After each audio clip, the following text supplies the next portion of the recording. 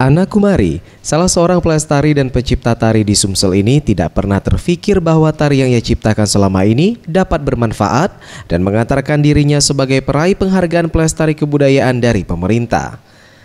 Ana, sapaan akrabnya, mengaku dari kecil ia telah memiliki darah dari seni kedua orang tuanya yang merupakan penyanyi dan pemain musik.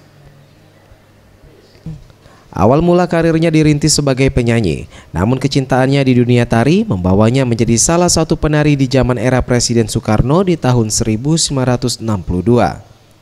Sampai saat ini ia telah menciptakan 50 tarian dengan berbagai macam tema. Salah satunya tari tepak keraton yang merupakan tari sambut pengganti gending Sriwijaya yang saat ini diakui sebagai tari miliknya yang sering dipentaskan sampai ke mancanegara.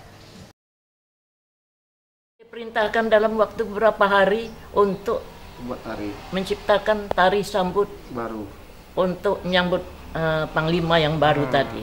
Tari apa namanya, Bu? Tari tepak keraton.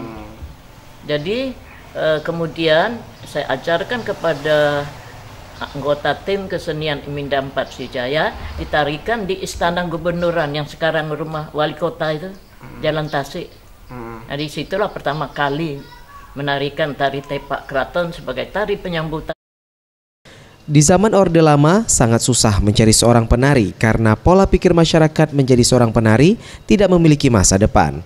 Namun berkat perjuangan dan ketekunannya, dunia tari khas Sumsel sampai saat ini tidak lekang hilang oleh waktu. Karena dari sanggar tari miliknya inilah telah lahir ribuan penari yang siap meneruskan karyanya sampai akhir zaman. Tim Liputan Sriwijaya TV.